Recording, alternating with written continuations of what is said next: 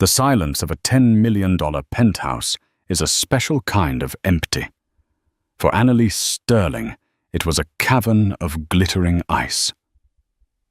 That night, the only sound was the ragged, painful breathing of her 6-month-old son, Derek, and the echo of her husband's parting words. He had stood by the door, dressed in a Tom Ford suit that cost more than her parents' car. His handsome face marred by impatience. She had begged him not to go, not tonight.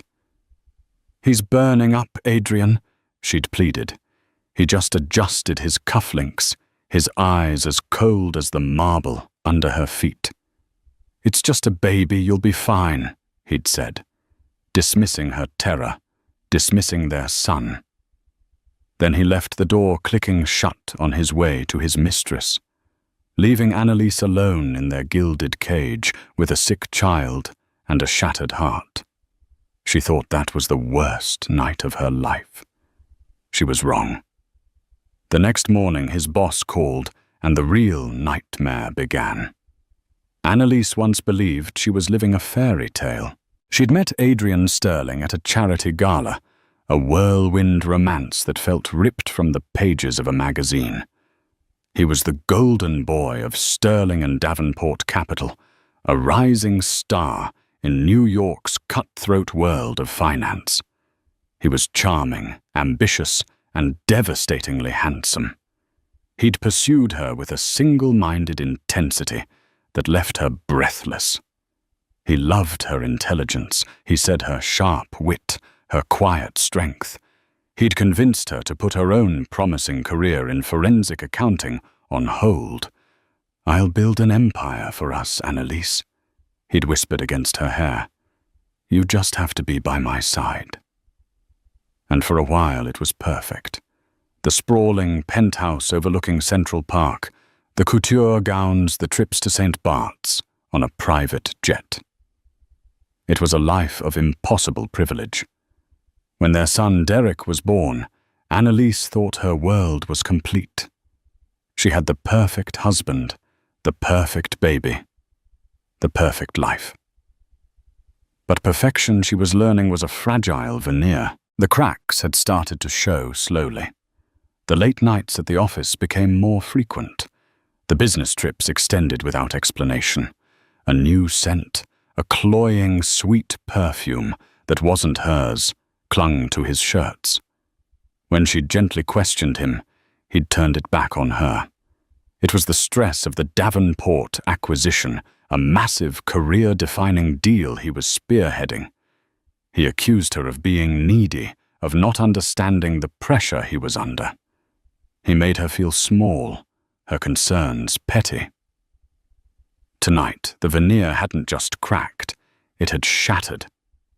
Derek had been fussy all day, his usual happy gurgles replaced by weak, painful cries. By evening, his temperature was climbing. Annalise had called the pediatrician, who advised a lukewarm bath and careful monitoring, warning her to go to the emergency room if his fever surpassed 104°, 40 degrees Celsius. Fear, cold and sharp, had coiled in her gut. She was a new mother, and the responsibility felt immense, terrifying. Adrian had come home just after 8, striding into the apartment, already shrugging out of his work jacket and into a fresh one for his evening out. "You can't go," Annalise had said, her voice trembling slightly. She held Derek close, his small body radiating a frightening heat against her chest. "He's sick, Adrian. Really sick. His fever is 103. Adrian barely glanced at them. He was texting, a small, self-satisfied smirk on his face. She knew who he was texting. Chloe, the impossibly young, impossibly blonde junior publicist from a rival firm. Annalise had seen her name flash on his phone more than once. "He'll be fine," Adrian said, his tone dismissive. "Babies get fevers. It's what they do. The doctor said we need to watch him. I'm scared. What if it gets worse?" I need you here." Her plea was raw, stripped of all pride. He finally looked at her, and his expression was one of genuine annoyance. It was the look of a man whose evening plans were being threatened by a trivial inconvenience. "Annalise, don't be so dramatic. I have an important dinner. It's for the acquisition." "It's business." "Business," she scoffed, a bitter laugh escaping her lips. "Your business is named Chloe, isn't it?" His face hardened. The mask of the charming husband fell away, revealing the cold, ruthless man beneath. "My business is none of your concern. Your job is to handle this." He gestured vaguely towards the whimpering baby in her arms. "It's just a baby. You'll be fine." The words hit her harder than a physical blow. "It's just a baby." Her entire world, the tiny, perfect human she had created, reduced to an inconvenience. "You'll be fine." An order, not an assurance. "Please, Adrian," she whispered one last time, tears welling in her eyes. "Don't leave me alone tonight." He didn't respond. He simply walked to the door, opened it, and left. The heavy, sound-proofed door clicked shut, sealing her inside the silent, opulent prison he had built for her. The silence was deafening, broken only by Derek's labored breaths. Annalise sank onto the plush white sofa, pulling her sick child tighter, and for the first time in her marriage, she felt a profound, bottomless hatred for the man she had promised to love forever. She was alone, and the long, terrifying night was just beginning. The hours after Adrian left bled into a nightmarish crawl. The sprawling penthouse, usually a symbol of success and security, felt like a vacant museum. Every shadow seemed to stretch and twist into a menacing shape. Annalise's world shrank to the small, hot body in her arms, the digital display of the thermometer, and the frantic pounding of her own heart. She gave Derek the lukewarm bath as the pediatrician had instructed. He cried weakly, his little limbs limp in the water. She dried him gently with a soft towel, dressed him in a light onesie, and tried to get him to take some formula, but he refused, turning his head away with a pained whimper. His fever was holding steady at 103.5 degrees Celsius. Around midnight, a wave of pure panic washed over her. What if she was missing something? What if this wasn't just a simple fever? Her mind, usually so sharp and analytical from her accounting days, was a fog of exhaustion and fear. She tried calling Adrian. The first time it rang and rang before going to voicemail. "You've reached Adrian Sterling. I'm unavailable right now, but your call is important to me. Leave a message." A lie. Her call was clearly not important to him. She tried again 10 minutes later. This time it went straight to voicemail. He had either turned his phone off or blocked her number. The realization was a fresh stab of pain. He was with Chloe, laughing, drinking, wrapped up in a world where she and their sick son didn't exist. She imagined them at a chic Soho restaurant, his hand on her back, his charming smile deployed for someone else. The image fueled a cold, hard anger that began to solidify over her fear. At 2:15 a.m., the nightmare intensified. Derek let out a sharp, piercing cry that jolted Annalise from a half-doze on the nursery floor. She scrambled to his crib. He was shaking, his eyes rolled back slightly, his small body convulsing. A febrile seizure. The pediatrician had mentioned it as a possibility, a rare but terrifying side effect of a rapidly spiking fever. "Oh God, no, no, no!" Annalise chanted, scooping him up. His body was stiff, his back arched. It only lasted for 30 seconds, but it felt like an eternity. When it was over, he went limp in her arms, his breathing shallow, his face pale. She didn't hesitate. She grabbed the diaper bag, her purse, and her keys, wrapping Derek in the thickest blanket she could find. She didn't even bother changing out of her tear-stained silk pajamas.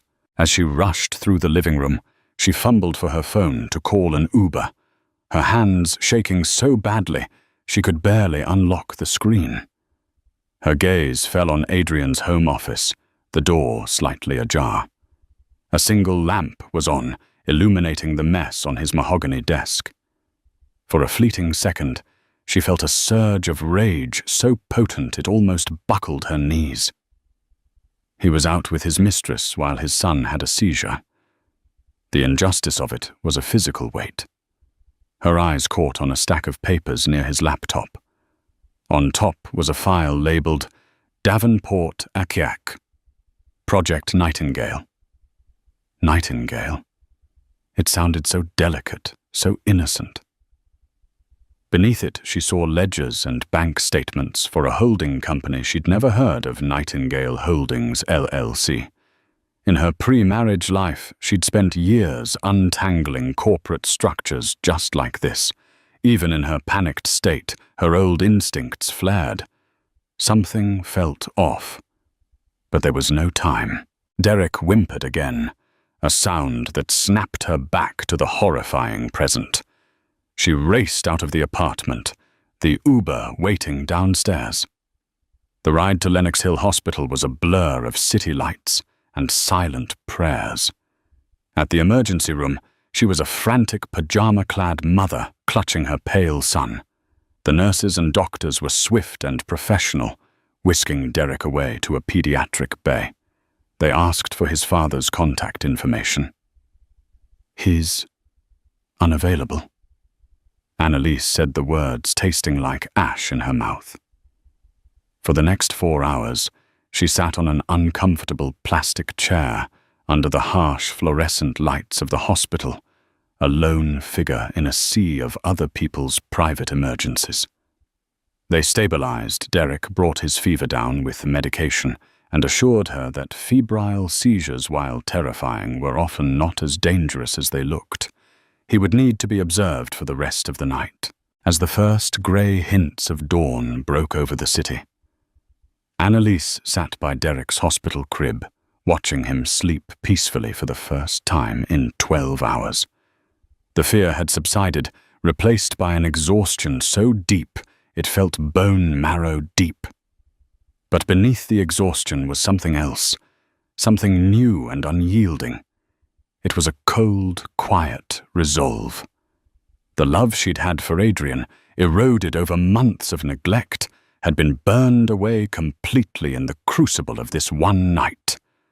She looked at her beautiful, vulnerable son, and she knew with absolute certainty that she would never ever depend on his father for anything again.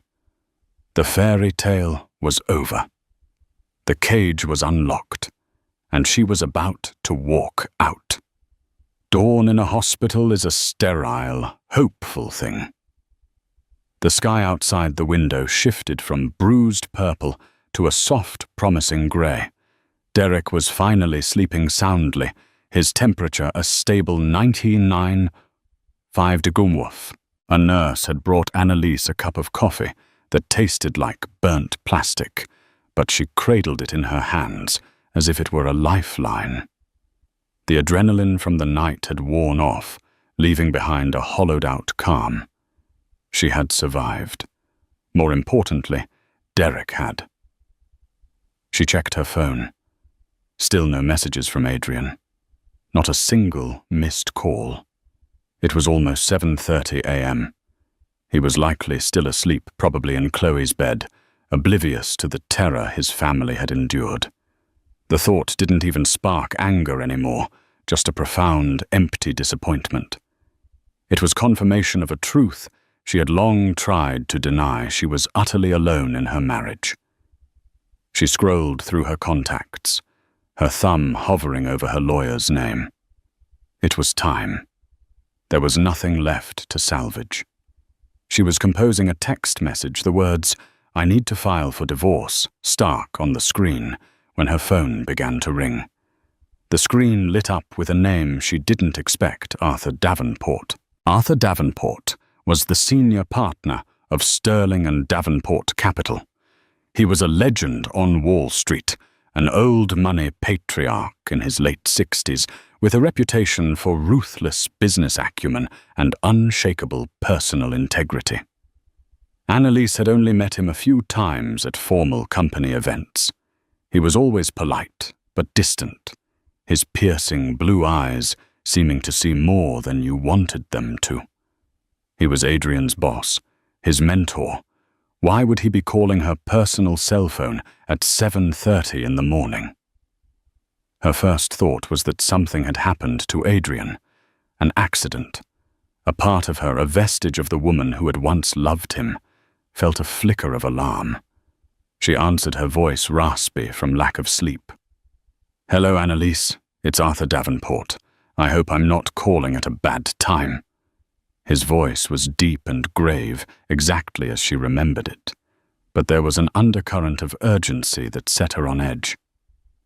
"Mr. Davenport." "No, it's all right. Is everything okay? Is Adrian with you?"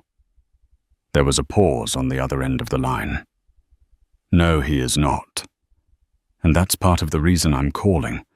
I was trying to reach him all night. His phone is off. Do you happen to know where he is?" The question was a loaded one. Annalise's mind raced. Should she cover for him? The instinct born of years of being a supportive wife was to say he was tied up to protect their image, but the image was a lie, and she was done upholding it. She took a breath, the cold hospital air steadying her. "No, Mr. Davenport, I don't. He told me he had an important business dinner last night and left around 8:30 p.m. I haven't heard from him since." She chose her words carefully, omitting the part about Chloe, sticking only to the indisputable facts. Another pause longer this time. She could hear the faint sound of papers rustling. A business dinner. Mr. Davenport repeated his tone, laced with something she couldn't quite decipher. Disbelief. "Annalise, there was no company dinner last night. The final signing for the acquisition isn't until tomorrow morning. Last night was the last chance for final due diligence. Adrian was supposed to be in the office running the final numbers. He's missed a critical deadline." Annalise's blood ran cold. He hadn't just lied to her about being with Chloe. He had lied about his work, jeopardizing the biggest deal of his career. The deal he'd used as an excuse for his neglect for months. I didn't know," she stammered, feeling a strange sense of vertigo. "I'm aware of that," Mr. Davenport said, and his voice softened slightly, becoming almost paternal. "Annalise, the reason I'm calling you is not just to find my errant senior VP. I'm calling because I believe you may be in a position to help me with a delicate corporate matter. A matter that involves your husband directly." Her mind flashed back to the file on Adrian's desk. Project Nightingale, the strange holding company. The pieces started to click together in her head, forming a picture she didn't want to see. Her training dormant for years kicked in. Shell corporations missed deadlines, a boss calling the wife. This wasn't just about infidelity. This was something much bigger, much more dangerous. What kind of matter, she asked, her voice now steady, the fatigue replaced by a sharp, focused alertness. "It's not something I can discuss over the phone," he replied. "I know this is highly unusual, but would it be possible for you to meet with me this morning, as soon as possible? My car can be wherever you are in 20 minutes. She looked at Derek, sleeping peacefully in his little hospital bed. He was safe now. He was her priority. But protecting him also meant securing their future, a future that was now inextricably linked to whatever Adrian had done. She had to know. "I'm at Lenox Hill Hospital with my son," she said, her voice firm. "But he's stable. Give me an hour. Send the car." "Where are we meeting?" "Not the office," he said quickly. Too many eyes and ears. "There's a private suite at the Carlisle. I'll text you the details." "Annalise, thank you. You might be the only person who can help untangle this." He hung up. Annalise stared at her phone, the screen dark. Her world had tilted on its axis. Last night she was a wronged wife, a scared mother. This morning she was something else entirely. She was a woman with a choice, standing at the precipice of a conspiracy she was just beginning to understand. The call wasn't an ending. It was a beginning. The Carlisle Hotel was an icon of discreet old-world luxury, a world away from the sterile reality of the hospital. A black town car sent by Mr. Davenport had whisked her from Lenox Hill to the hotel's private entrance. She had managed to convince a kind nurse to watch over Derek for a couple of hours, promising to be back before he even woke up. Dressed in borrowed scrubs from the hospital's supply closet, the only clean clothes available, she felt utterly out of place, walking across the marble lobby. Arthur Davenport was waiting for her in a penthouse suite that overlooked the park, the same view as her own apartment, but from a different, more somber angle. He wasn't the intimidating corporate titan she remembered. He was a man with the weight of the world on his shoulders. He was dressed in a simple grey suit, his tie loosened, and he greeted her not with a handshake, but with a concerned look. "Annalise, thank you for coming. Please sit. Can I get you anything?" "Coffee, tea." "Hadi, coffee would be wonderful." "Thank you," she said, sinking into an armchair that was probably worth more than her entire college tuition. He poured her a cup himself, his movements slow and deliberate. First he set his piercing blue eyes meeting hers. "How is your son?" The genuine concern in his voice almost undid her. "He's fine. He will be fine. It was a febrile seizure, but the doctors say he's recovered well." Davenport nodded, a grim look on his face. "I am truly sorry you had to go through that alone. Adrian should have been there." It wasn't an accusation, but a simple statement of fact. He let the silence hang in the air for a moment before getting to the point. He opened a leather-bound folder on the coffee table between them. "Annalise, when we brought Adrian on as a partner track VP, we did a thorough background check. On him and on you." Annalise stiffened. "On me?" "Of course," he said, calmly. "The spouse of a key executive is part of the package. We need to know there are no liabilities. Your file was frankly more impressive than his. First in your class at Wharton, a rising star at Deloitte in their forensic accounting division. You uncovered the medtech fraud scheme of 2018. The partners there were devastated when you left." She stared at him, stunned. Adrian had always downplayed her past career, framing it as a little job she had before she met him and her real life began. He had made her feel as if she'd been a competent but unremarkable analyst. To hear her accomplishments laid out so plainly by a man like Arthur Davenport was jarring. I gave that up," she said quietly. "For my family." I know Davenport said, his gaze unwavering. "And Adrian knew exactly what he was convincing you to give up. He didn't marry a beautiful socialite, Annalise. He married one of the sharpest financial minds I've ever seen on paper. And I believe he's been using that fact against you." He pushed a document across the table. It was a flowchart of interconnected companies. At the center was the Davenport acquisition, their main target. Branching off it were several smaller entities, and there at the bottom was a name that made her breath catch in her throat: Nightingale Holdings, LLC. Project Nightingale, as Adrian, so poetically named it, is a ghost. Davenport explained, his voice low and intense.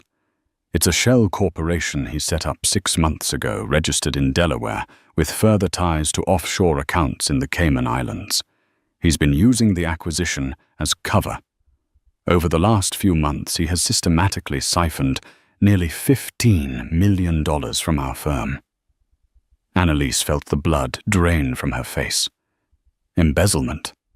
It was so much worse than she had imagined. How she whispered, her analytical mind already tracing the potential pathways. By creating fraudulent invoices for consulting services and due diligence expenses related to the acquisition, Davenport continued, the invoices are submitted by Nightingale Holdings and paid out by our accounts department. Adrian is the one who approves the payments. He's been cooking the books, burying the expenses within the multi-billion-dollar transaction, hoping no one would notice a few million here and there. But the audit trail... Annalise began, her old instincts taking over. Someone would eventually find it. Exactly, Davenport said, leaning forward. And he has a plan for that, too.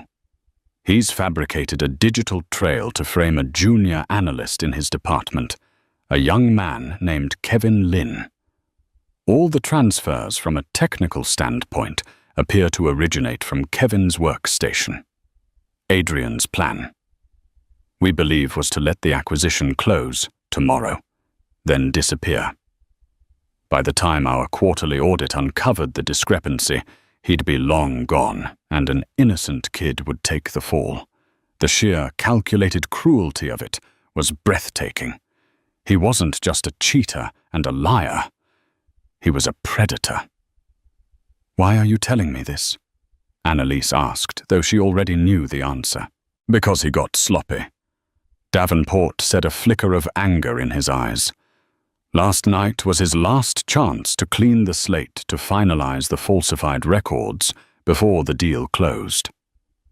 But he wasn't in the office. He was, as you know, otherwise engaged. He left his work computer on, logged into the network. Our IT security flagged an unusual remote login attempt to his files early this morning from an unauthorized IP address. My CIO woke me up at 4 a.m. We started digging. What we've found is damning, but it's incomplete.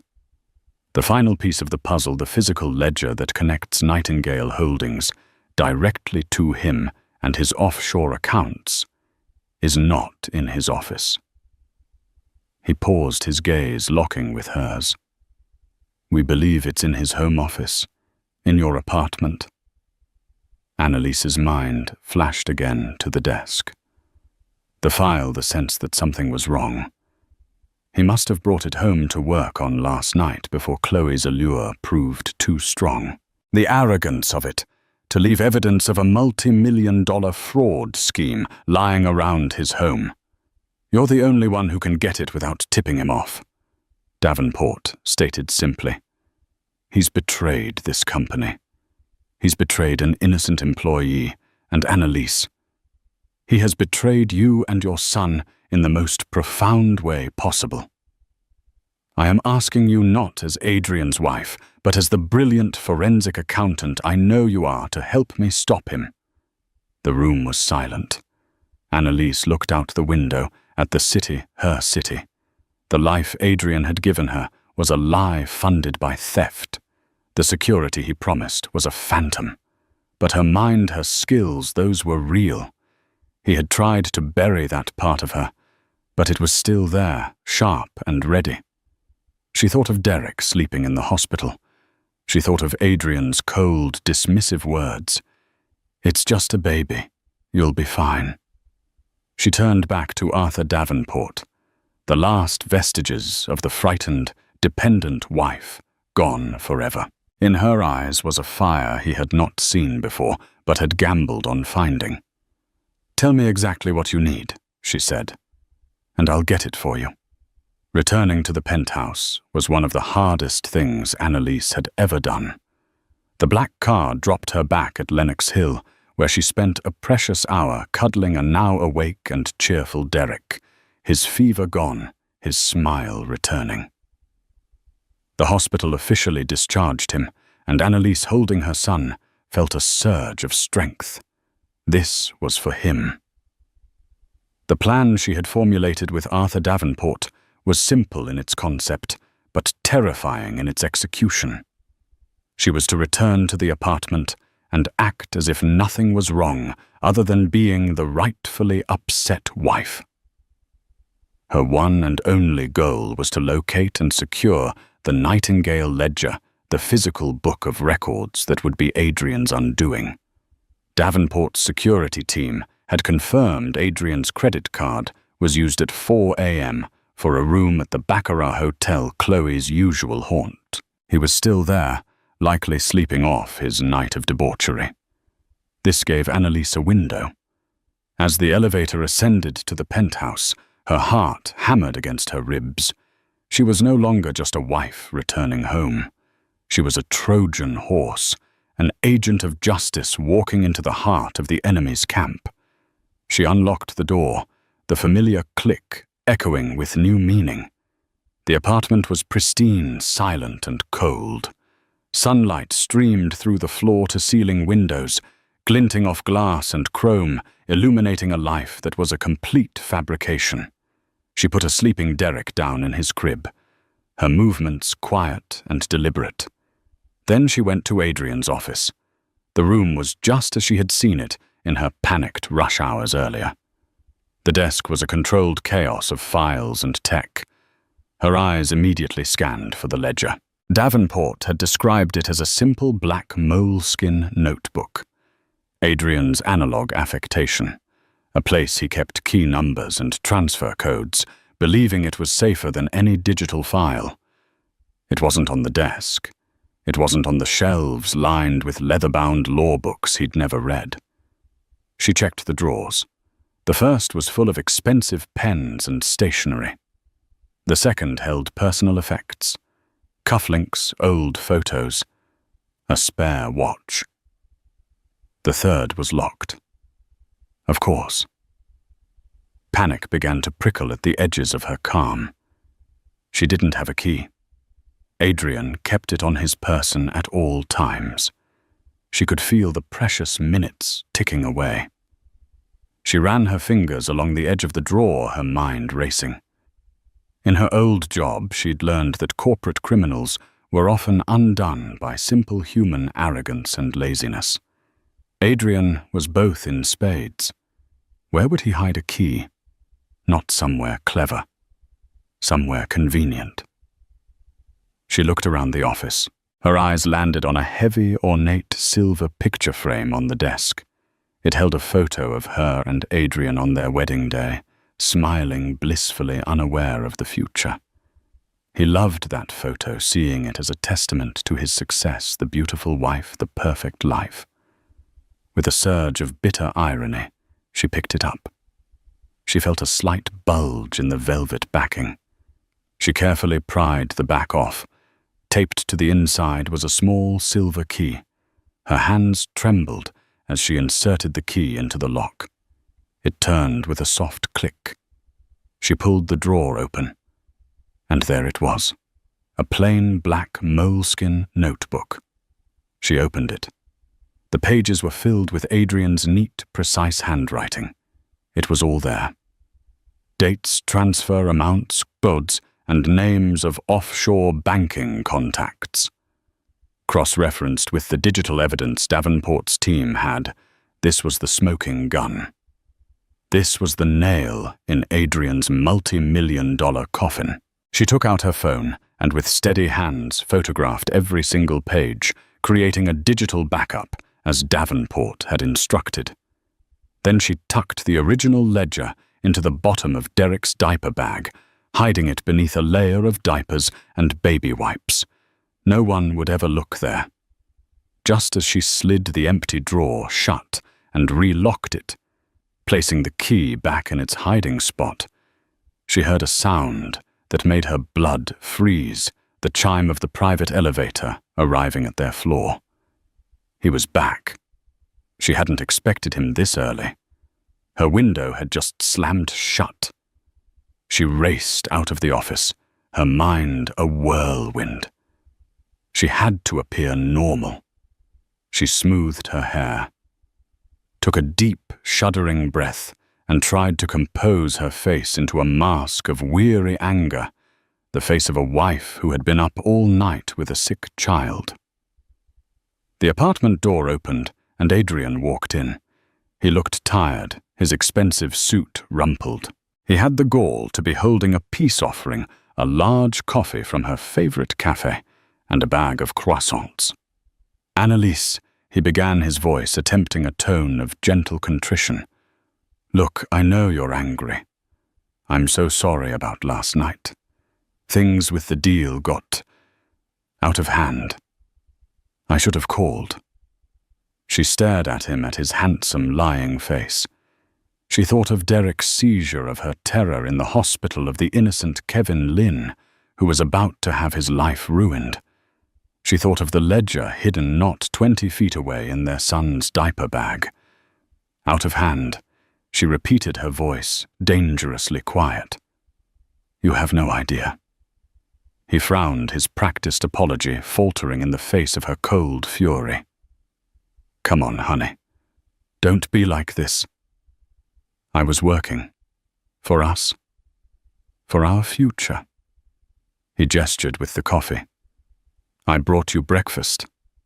Annalise let out a short, sharp laugh, devoid of any humor. "You think a croissant fixes this, Adrian? You think you can just walk back in here and fix everything with breakfast?" This was the moment. The plan was for her to leave the apartment with Derek and the bag and meet Davenport's contact downstairs. But Adrian was here now, blocking her path, trying to placate her with pathetic gestures. She had to play her part perfectly. "Where is Derek?" he asked, a flicker of what might have been genuine concern in his eyes. "Is he okay?" "He's fine," she said, her voice like ice. "No thanks to you. We spent the night at Lenox Hill. He had a seizure, Adrian." The color drained from his face. "What a seizure. Why didn't you call me?" "I tried," she said, letting all the bitterness of the night pour into her words. "Your phone was off. You were too busy with your business dinner." He looked genuinely shaken, a crack in his armor of arrogance. "Annalise, I didn't know. I swear, it doesn't matter anymore," she said, walking over to the diaper bag and slinging it over her shoulder. She moved towards the nursery. "I'm taking Derek to my mother's for a few days. I can't even look at you right now." It was the perfect excuse. He would see it as a wife needing space, not as a woman carrying the evidence that would destroy him. "Wait. Annalise, let's just talk about this," he pleaded, following her. She picked up her sleeping son from his crib, the weight of him a comforting anchor in the storm. "There's nothing to talk about, Adrian," she said, turning to face him, her eyes hard as diamonds. "You made your choice last night. Now I'm making mine." She walked past him, heading for the door, the diaper bag containing his doom slung over her shoulder. The fate of millions of dollars of multiple lives was hidden between the diapers and the Desitin, and the architect of the crime had no idea he had just been checkmated. The air in the penthouse was thick with a tension that felt physically suffocating. Adrian, for the first time since she'd known him, looked completely wrong-footed. Her cold fury was something he couldn't charm, bully, or buy his way out of. He saw his control slipping, and it made him desperate. "Don't walk away from me, Annalise," he said, his voice taking on a harder edge as he followed her to the foyer. He moved to block the door. "We are not doing this. You are not taking my son and running off to your mother's." My son. The possessive pronoun, after a night of utter abandonment, was so audacious it almost made her laugh. Annalise held Derek tighter and faced him down. "Get out of my way, Adrian." "No," he said, his face twisting into an ugly sneer. "You've had your little tantrum. You made your point. I screwed up. I'll buy you a new piece of jewelry. We'll go to Paris. Just stop being so hysterical." It was his fatal mistake. The condescension, the belief that she could be bought, that her legitimate pain was mere hysteria, solidified her resolve into something unbreakable. "It's over, Adrian," she said, her voice chillingly calm. "And not just because of Chloe.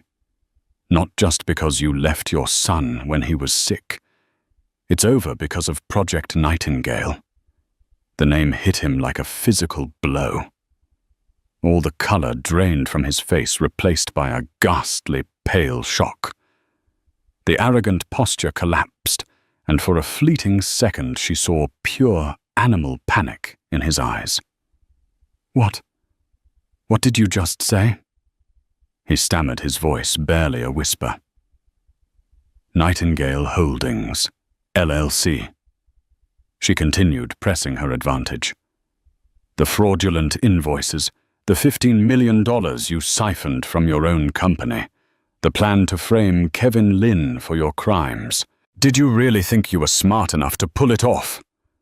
Did you really think I was stupid enough to never find out?" He stared at her, his mind clearly racing, trying to figure out how she could possibly know. He glanced frantically toward his office. "You went in my office. You went through my things." It wasn't a question. It was a horrified accusation. "You left the evidence of your fraud in a house with a forensic accountant." "Adrian," she retorted, "that's not me being clever. That's you being an arrogant, sloppy fool." His panic began to morph into rage. "You have no idea what you're talking about," he snarled, taking a step toward her. "You have no proof." "Don't I?" she said calmly. She adjusted the diaper bag on her shoulder, patting it lightly. "It's amazing what you can fit in one of these. Diapers, wipes, a pacifier, and a little black moleskin notebook that details every single illegal transfer you've ever made." His eyes darted to the bag, and then back to her face, a look of complete and utter disbelief dawning. He lunged for the bag. "Give me that." Annalise sidestepped him, her heart leaping into her throat. This was the moment she had feared. But just as he reached for her, a sharp, authoritative rap echoed from the front door. Adrian froze. They both stared at the door. "Who is that?" He hissed, his eyes wide with fear. "I imagine," Annalise said, her voice steady, despite the adrenaline coursing through her, "that it's your boss. And perhaps a few of his friends." On cue, a key turned in the lock, a master override key that only building security, and apparently Arthur Davenport, had access to. The door swung open. Arthur Davenport stood there, flanked by two stern-looking men in dark suits who were clearly not corporate lawyers. Behind them stood two uniformed NYPD officers. Davenport's eyes fell first on Annalise and a sleeping Derek, his expression softening with relief. Then his gaze shifted to Adrian, and it turned to stone. Adrian Davenport said, his voice booming with cold authority in the silent foyer. "Your little project is over." Adrian looked from Davenport to the police officers, his face a mask of crumbling bravado. He was trapped. He turned his desperate, furious gaze back to Annalise. "You did this," he whispered, his voice dripping with venom. "You, my own wife. You stopped being my husband last night when you walked out that door. Annalise replied, her voice clear and strong. "You said, it's just a baby, you'll be fine. Well, Derek is fine. And I am more than fine. I am free." One of the detectives stepped forward. "Adrian Sterling, you are under arrest for suspicion of grand larceny, embezzlement, and wire fraud." As the officer began to read him his Miranda rights, Adrian's facade finally shattered completely. The charming millionaire, the Wall Street titan, vanished. In his place was a common criminal, cornered and pathetic. He didn't resist as they cuffed his hands behind his back, his expensive suit now the uniform of a fallen man. They led him out of the apartment, past the marble tables and the priceless art he had acquired with stolen money. His last look was at Annalise, a look of pure, unadulterated hatred. It didn't touch her. She felt nothing but a vast, cleansing relief. Arthur Davenport walked over to her. "The car is waiting for you downstairs," he said gently. "My security will escort you wherever you need to go. You and your son are safe now." Annalise nodded, tears finally welling in her eyes, not of sadness, but of release. "Thank you, Arthur." "No, Annalise," he said, looking at her with profound respect. "Thank you. You did the right thing. The brave thing." She looked down at Derek, sleeping peacefully in her arms, completely unaware that his entire world had just been irrevocably changed for the better.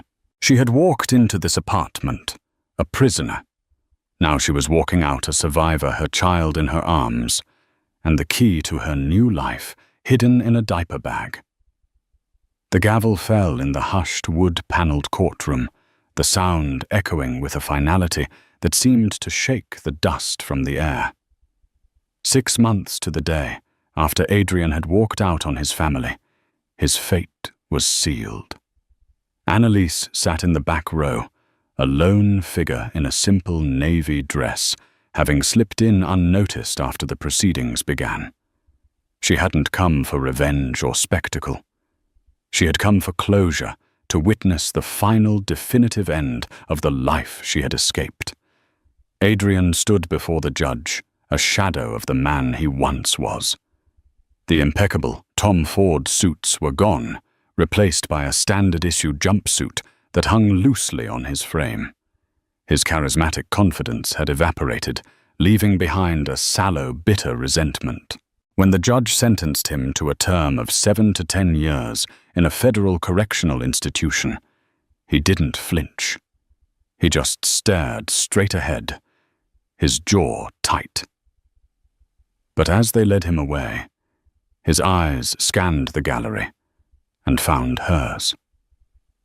For a moment, she saw a flicker of the man she married, a desperate, pleading look.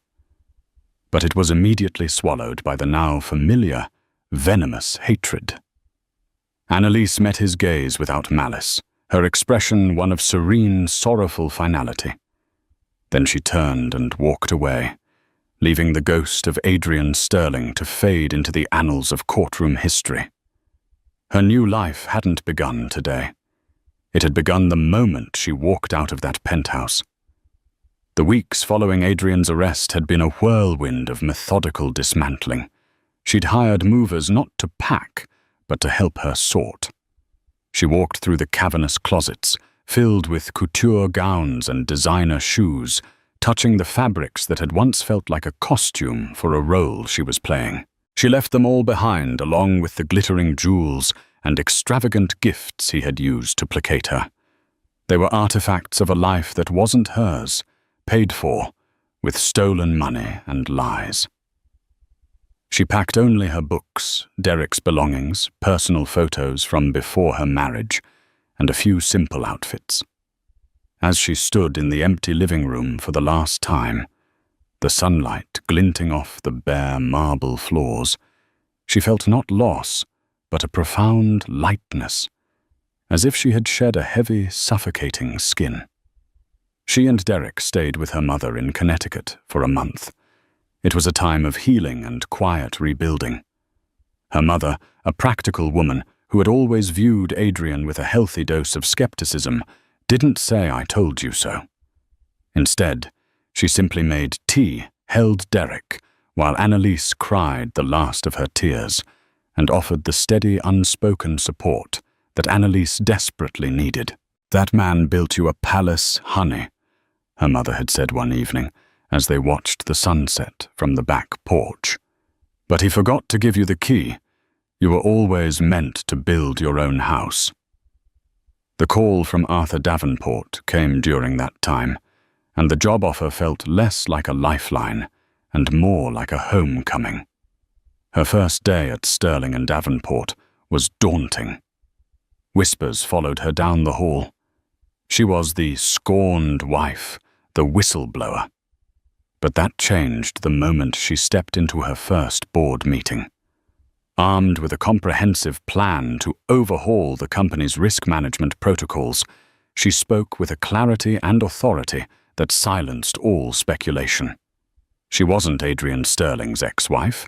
She was Annalise Thorne. She had taken back her maiden name, a formidable professional with an unparalleled mind for numbers and an unshakable ethical compass.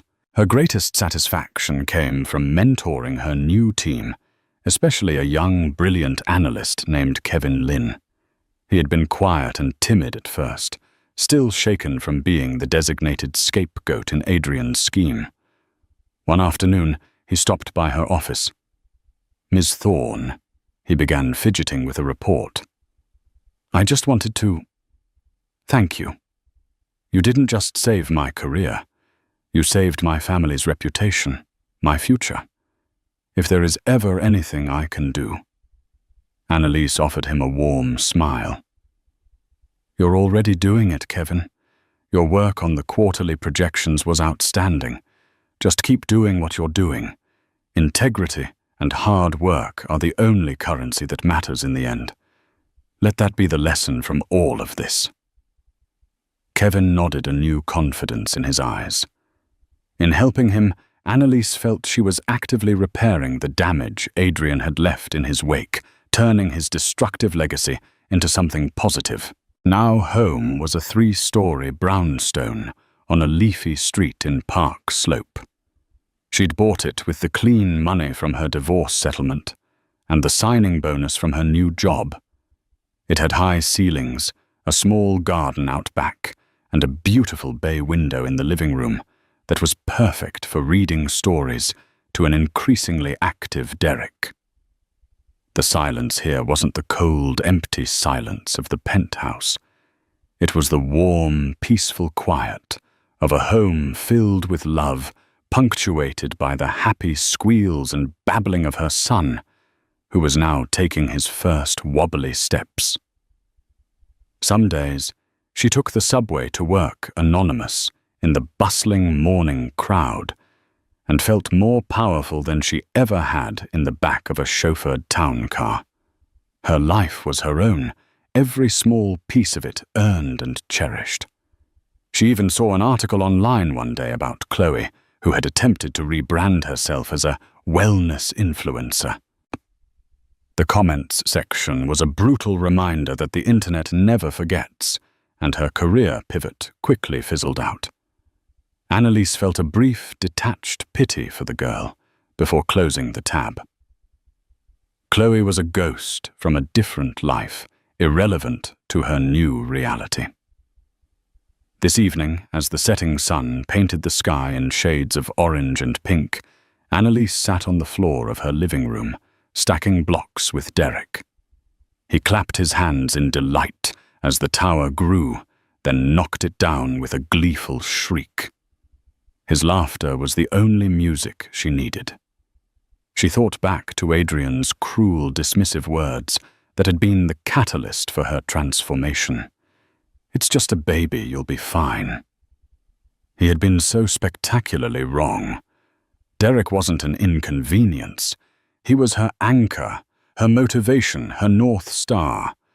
And she wasn't just fine. She was whole. She was happy.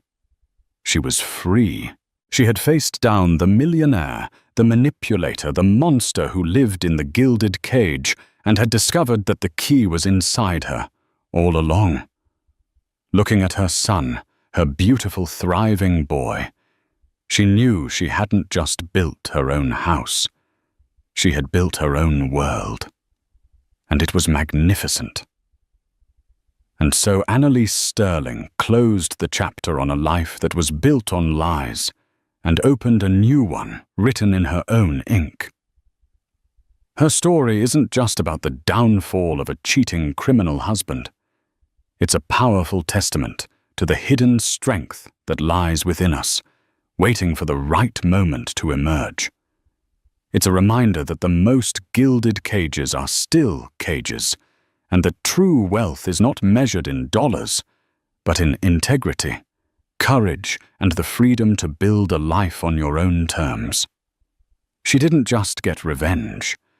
She reclaimed her identity, her career, and her future, proving that the most powerful response to betrayal is to build a better life without the person who broke your heart. What did you think of Annalise's ultimate decision?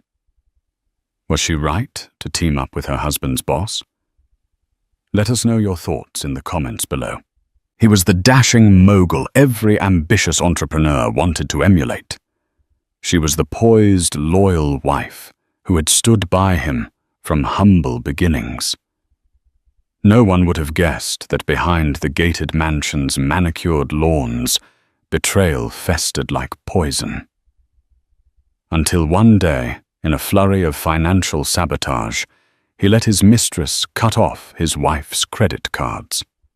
It was humiliating, scandalous, and only the beginning of a whirlwind that would pit powerful business alliances against each other. In a boardroom confrontation that stunned everyone, the CEO himself stepped in, but not in the way anyone expected. Buckle up.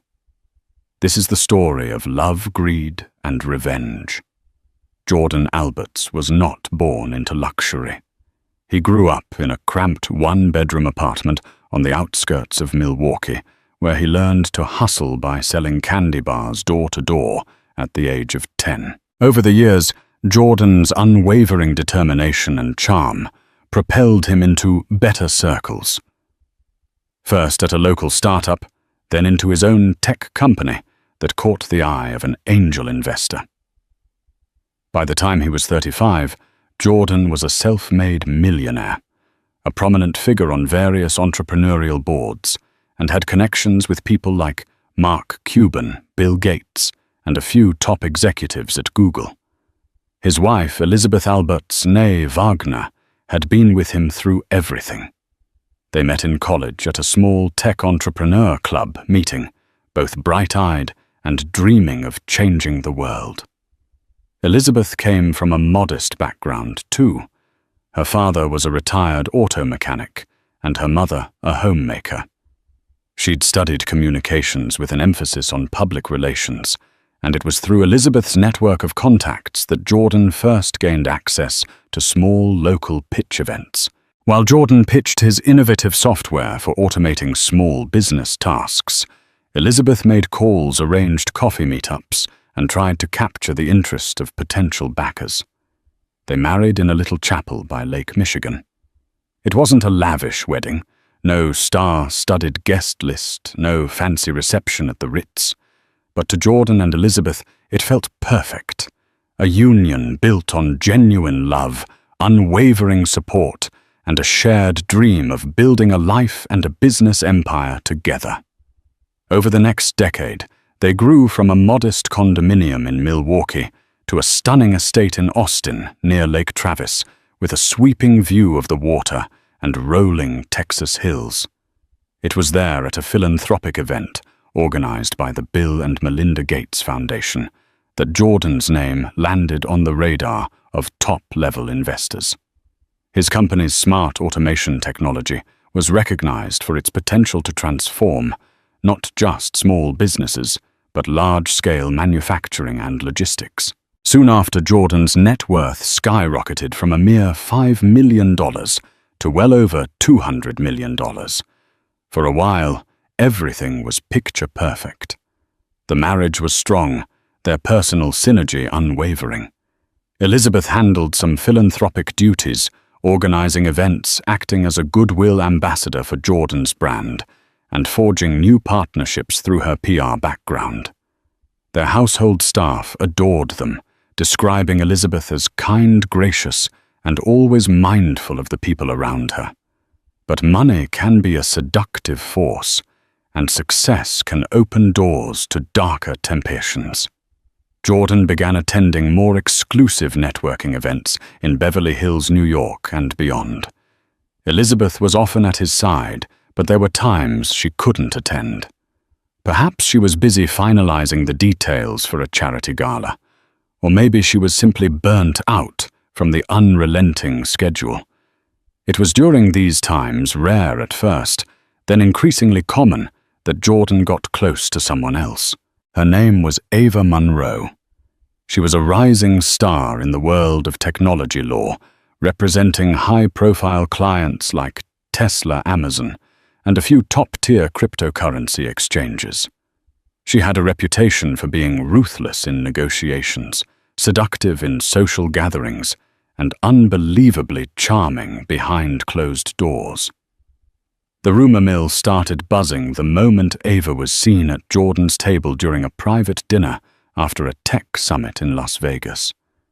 Elizabeth wasn't there. She had chosen to stay in Austin, meeting with a team of female entrepreneurs Jordan was mentoring. A few people whispered about Jordan's visible fascination with Ava, the way he leaned in whenever she spoke, how they clinked champagne flutes with an intimacy that suggested more than just business talk. No one knew for certain how fast or how deep it went, but soon the signs became undeniable. Lavish gifts appeared on Ava's social media, including a diamond bracelet, suspiciously similar to the ones Jordan's company had once gifted important clients.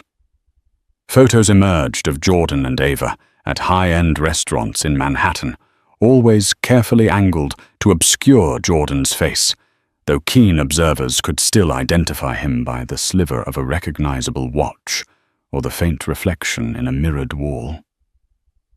By the time the rumors reached Elizabeth, they were no longer rumors, but near-confirmed facts.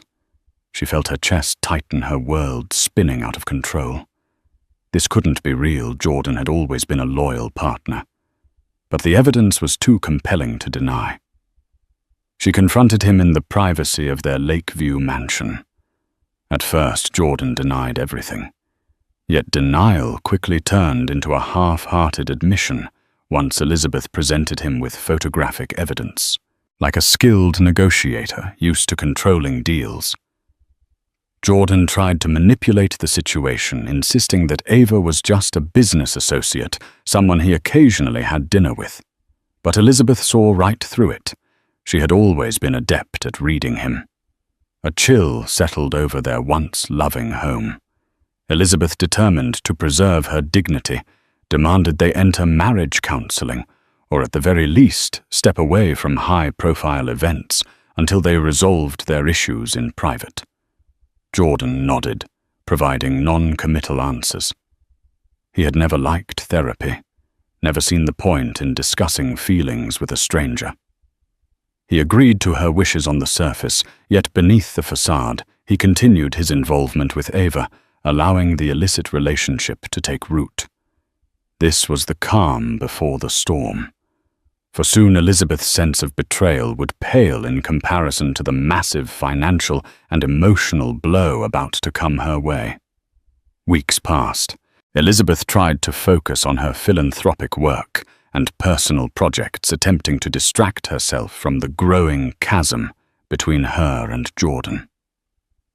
When a local charity she sponsored invited her to discuss future donations, Elizabeth discovered something shocking.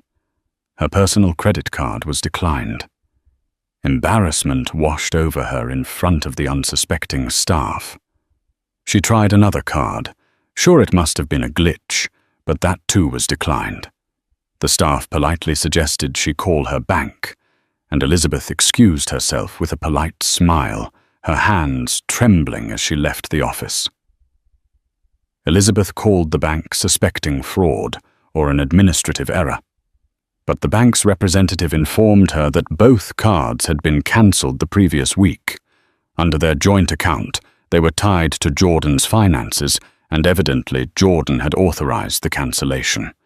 It felt like a punch to the gut. Why on earth would Jordan cancel her cards without her knowledge or consent? They had never had major financial disputes. Elizabeth always had access to family funds, albeit responsibly. She dialed Jordan, but the call went straight to voicemail. She sent him several frantic texts. No response. Later that evening, Jordan came home exuding an air of tired disinterest. Elizabeth confronted him the moment he walked through the door. Under the chandelier's glow, which reflected in her tear-filled eyes, Jordan brushed aside her questions with a dismissive wave.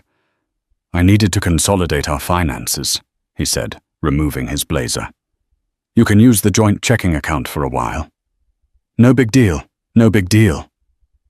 Elizabeth's frustration swelled. "You cancelled my credit cards without even telling me what's going on. Are you punishing me for something?" Jordan's eyes flicked away nervously, and that was when Elizabeth realized he was lying again. The next words that came from his mouth were not only shocking, but also laced with a cruelty she never imagined he was capable of. "Ava suggested we revisit some of my expenses. She found that you were spending frivolously. It made sense to limit credit usage." Elizabeth's heart dropped to her stomach. Ava. That woman was now meddling in their finances.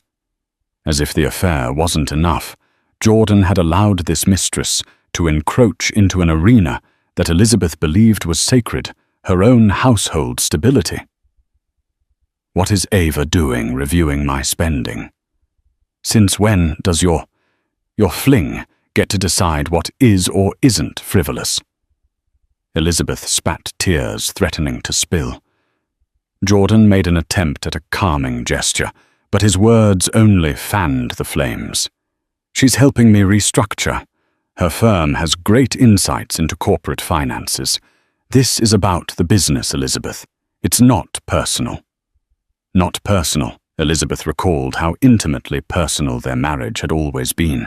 They built every aspect of their lives together, from small decisions about wallpaper colors to big entrepreneurial leaps that demanded everything from both of them.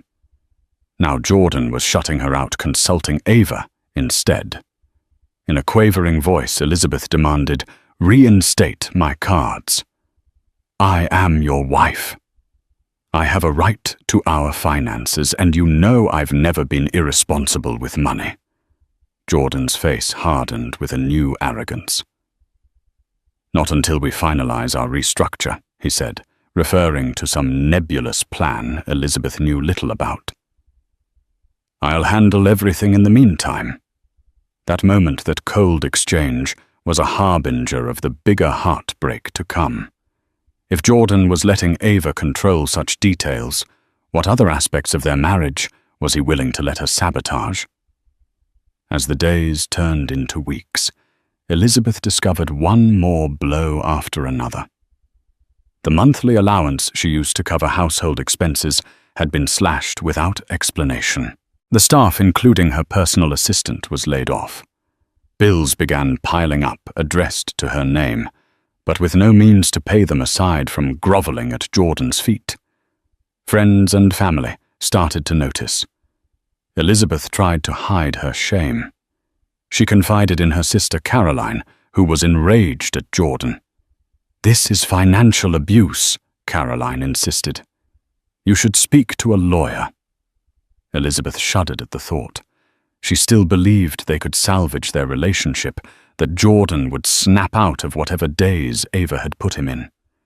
Yet a small part of her whispered that maybe Caroline was right. Then came a fateful meeting at a hotel conference suite in Los Angeles, one that Jordan had insisted Elizabeth attend.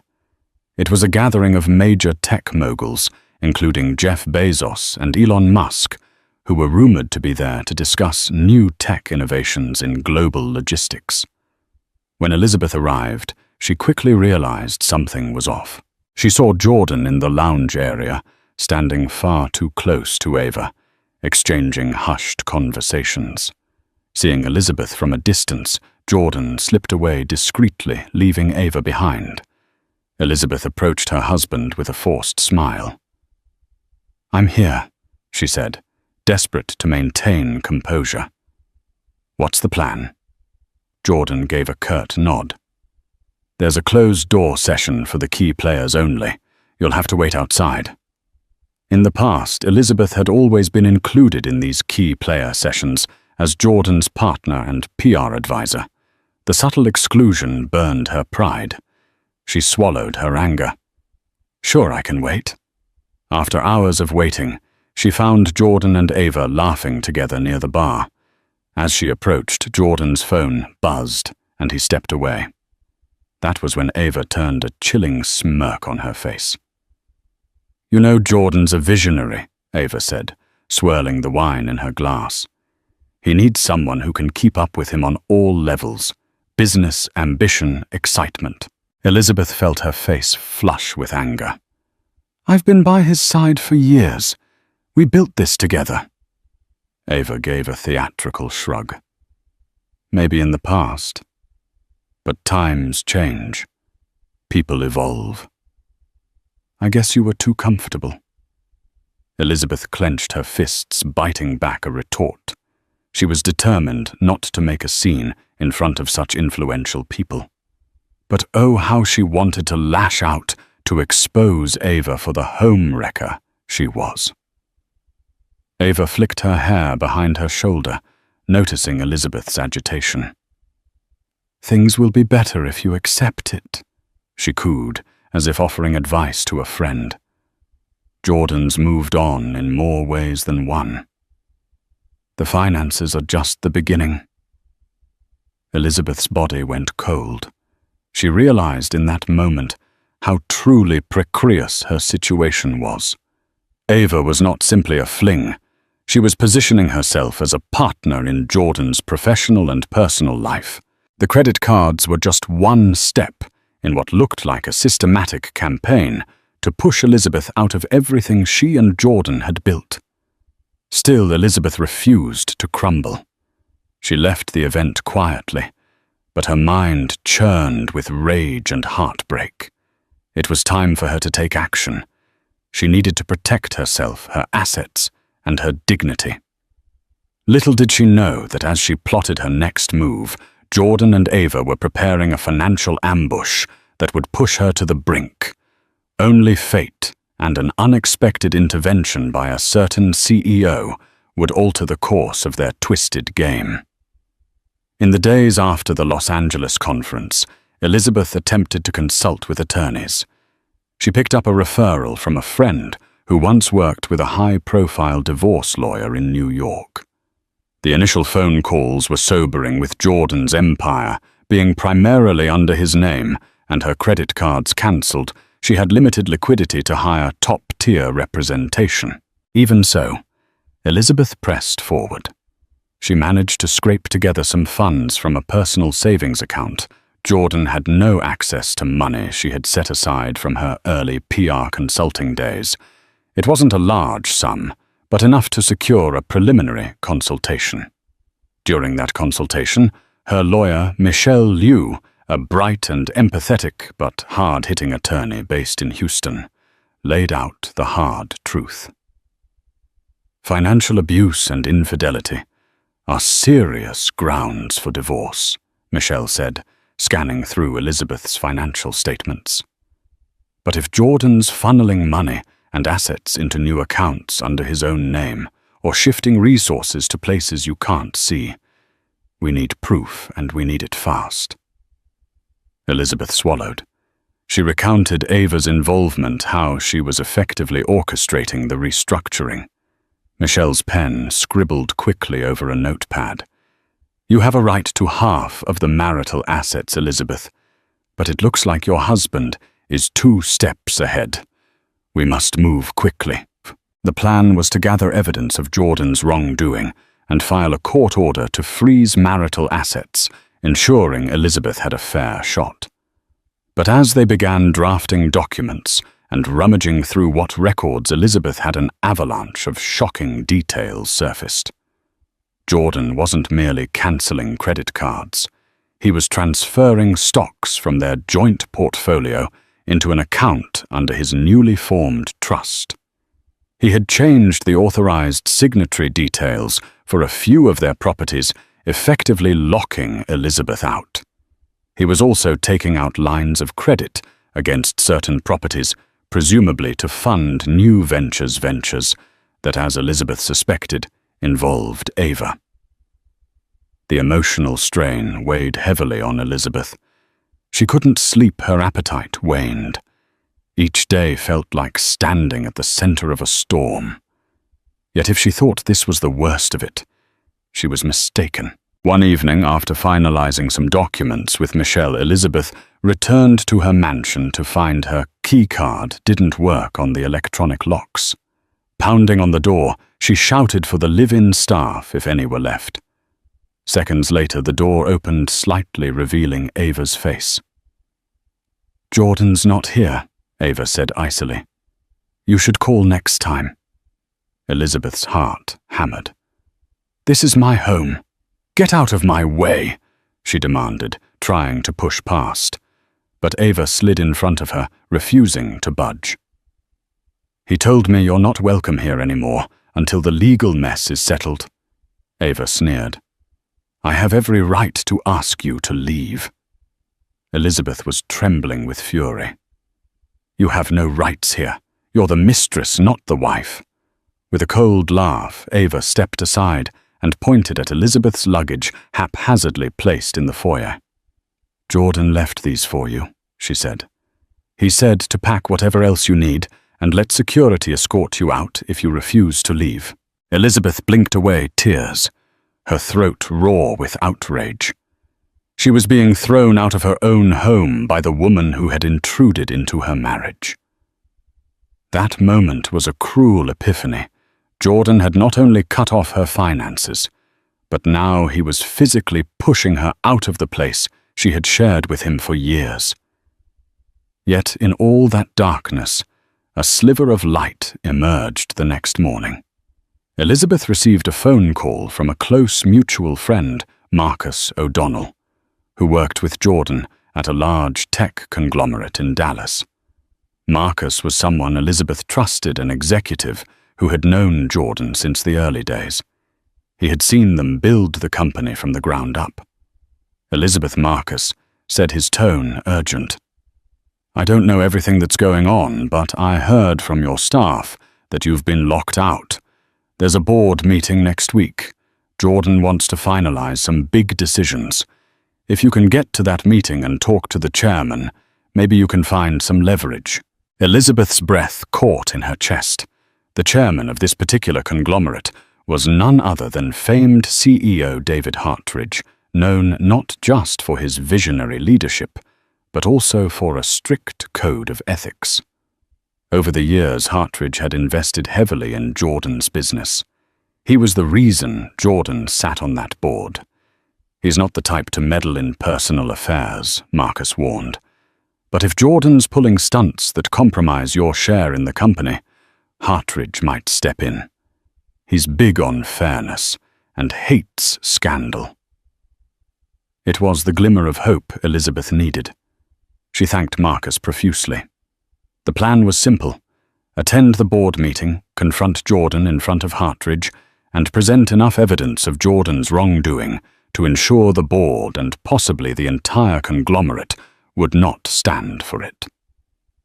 She spent the week gathering documents, bank statements, and text message screenshots that implicated Jordan in unscrupulous financial moves. Michelle Liu helped compile everything into a neat folder. "You need to be prepared for Jordan to lash out," Michelle warned. "He'll try to discredit you in front of the board."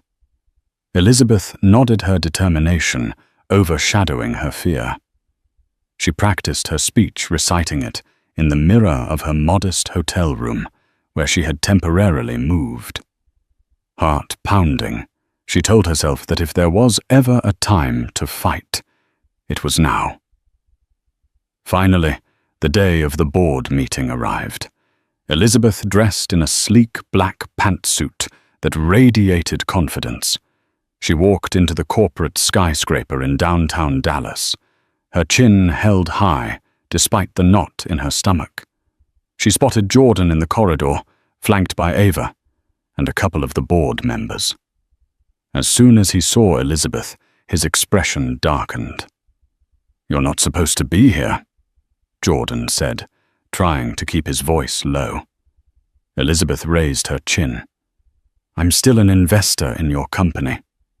I hold shares. So yes, I'm attending the board meeting." Ava stepped in with a condescending smile. "Don't make a scene, Elizabeth. This meeting is for serious stakeholders." "I am a serious stakeholder," Elizabeth retorted, voice steady. "I'm your wife, still legally, and I'm half of this empire's foundation." Behind them, a tall figure approached CEO David Hartridge himself, a man in his 50s with graying temples and a firm handshake. He regarded Elizabeth with polite curiosity. "Ms. Alberts, I presume?" Elizabeth nodded, handing over her invitation papers and a letter from her attorney, which stated that she possessed partial shares. Hartridge studied the documents, then gave a curt nod indicating she was allowed to attend. Jordan shot Elizabeth a glare that spoke volumes. You have no idea what you're getting into. But Elizabeth did. She was here to preserve her dignity, her livelihood, and the legacy she had helped build. The meeting commenced in a sleek conference room with floor-to-ceiling windows overlooking the Dallas skyline. The board members sat around a large mahogany table, exchanging pleasantries about the upcoming quarter's projections. Jordan made a short presentation on a new partnership with a logistics firm, highlighting expansions and new contracts. A few board members clapped. Then came time for open discussion. Elizabeth raised her hand, clearing her throat. "I'd like to address some concerns about the financial structuring Jordan is proposing." She began, her voice reverberating across the silent room. Jordan's face reddened. Ava, seated beside him, tried to intervene. "We should keep personal matters out of board discussions," she said. But Elizabeth pressed on, raising the folder of evidence. "These changes aren't just personal," Elizabeth said. "They could affect company stability. Jordan is funneling resources into a new trust, making questionable decisions without transparency. I have documents signed by him with references to Ms. Ava Monroe, demonstrating a conflict of interest that could potentially compromise investor trust." A hush fell over the room. Hartridge's brow creased. "Jordan, is this true?" Jordan stood, scrambling for composure. "This is a personal matter. Elizabeth is overstepping her bounds." "She's not," Hartridge replied, his voice sharp. "If there's a conflict of interest that threatens the stability of our partnership, it's very much a board matter." Jordan's eyes darted between Hartridge and Elizabeth. For the first time, he seemed cornered, uncertain how to proceed. Ava shot Elizabeth a lethal glare, realizing that Elizabeth's boldness had forced the topic into official territory. The tension was palpable. Elizabeth's heart thumped so loudly, she was certain everyone could hear it. But she stood her ground. Continuing. "I also discovered lines of credit being taken against marital properties to fund expansions. These expansions could be legitimate, but the details are obscured. I have reason to believe Ms. Monroe is manipulating these finances for her personal gain." Murmurs rippled through the board. A couple members exchanged uneasy glances. Even those who might have sided with Jordan seemed rattled by the magnitude of Elizabeth's accusations. Hartridge steepled his fingers, evaluating the situation. "I propose we recess for 15 minutes. Jordan, Elizabeth Miss Monroe, please step into my office." Jordan inhaled frustration etched across his features, but he couldn't refuse the CEO's request, not without causing a catastrophic scene. The three followed Hartridge into a glass-walled corner office, shutting the door behind them. In that tense, enclosed space, the real battle began. Elizabeth laid out her evidence on the polished table before Hartridge. Jordan tried to dismiss it all as a personal dispute, but Hartridge was no fool. He could see the potential for scandal, especially if a partner was using company infrastructure for personal vendettas. Throughout this heated exchange, Ava attempted to deflect blame. She portrayed herself as a legal advisor, merely suggesting financial moves, disclaiming any wrongdoing. But Elizabeth's carefully compiled documents suggested otherwise. Emails, text messages, and proposed legal documents bore Ava's digital fingerprints. Hartridge's expression darkened. "Jordan, this is unacceptable. If these documents are authentic, you've put your personal entanglements ahead of corporate responsibility. I won't allow it under my leadership." Jordan's face went pale. He tried to protest, to label Elizabeth's claims as overblown, but Hartridge had already made up his mind. "Until this is sorted out, Jordan, I'm placing your proposals on hold. We can't move forward with any major financial changes if they're under this sort of ethical cloud." Elizabeth felt a surge of relief, a faint vindication. While she hadn't resolved the core issue of Jordan's betrayal, at least the board wasn't letting him run roughshod over her financial future. But Jordan, cornered and embarrassed, lashed out in desperation. "You can't shut me down like this," he snapped at Hartridge, voice tight with anger. "I'm the one who made that original deal with your conglomerate. You need my innovation." Hartridge stood up, bristling at Jordan's tone. "I'm the CEO, and you've just made me question your reliability and integrity. Watch yourself, Jordan." Ava stepped closer to Jordan, placing a hand on his arm to calm him, but he shrugged her off. "You'll regret this," he warned Hartridge, then turned to Elizabeth. "And you made a fool of me in front of everyone." Elizabeth clenched her fists, refusing to cower. "You did that to yourself," she said, voice trembling with both fear and resolve. Jordan stormed out, slamming the door behind him. Ava followed quickly, her heels clicking on the marble floor. Hartridge sighed, looking at Elizabeth, who was holding back tears. "Thank you for bringing this to my attention," Hartridge said. "I'm sorry about your personal struggles, but I have to protect the board's interests. If you need anything, contact my office. I'm not a family court judge, but I won't let Jordan drag the company down." With that, Elizabeth let out a shaky breath. She had achieved a small but crucial victory, yet she couldn't shake the nagging sense that Jordan, humiliated and cornered, was far from finished. She left the skyscraper, stepping out into the bright Dallas sun, uncertain, but determined. Little did she know this chapter was only the start of a far more explosive confrontation, one that would involve security teams, sudden betrayals, and a twist that would bring Jordan himself to his knees. Life outside the mansion was lonely, but Elizabeth was thankful for the reprieve from Ava's manipulations. She rented a small apartment near downtown Austin and used what funds she had left to secure her basic needs, while Michelle continued to press for a financial freeze on Jordan's assets. In the weeks following the tense board meeting, Jordan went surprisingly quiet. No more legal letters arrived. No more credit lines were sabotaged. He didn't attempt to contact Elizabeth, nor did Ava. Instead, it seemed as though they had retreated into some silent fortress, likely strategizing their next move. Elizabeth took advantage of the lull. She reconnected with old friends and mentors, explaining partially at least what she was going through.